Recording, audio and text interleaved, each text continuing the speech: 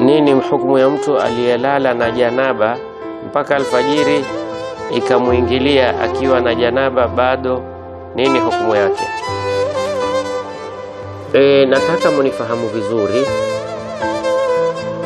Sayyidatuna Aisha radhiyallahu anha wa ardaha asema, kana Rasulullah sallallahu alayhi wa alihi wa sallama yusbihu junuban, alikiamkiwa na janaba, yani alfajiri kiingia na yeye na janaba.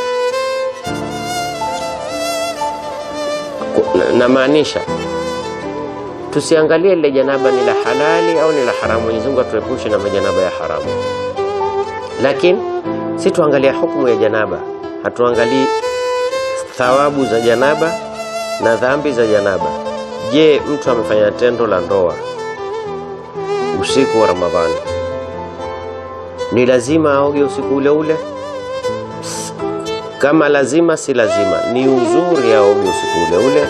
Mtu asilale na janaba, ni uzuri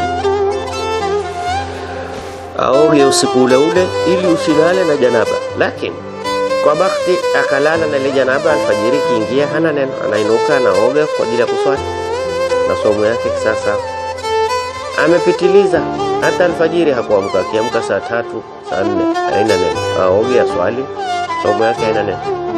Janaba iliyopatikana kabla ya kufunga haiharibu funga.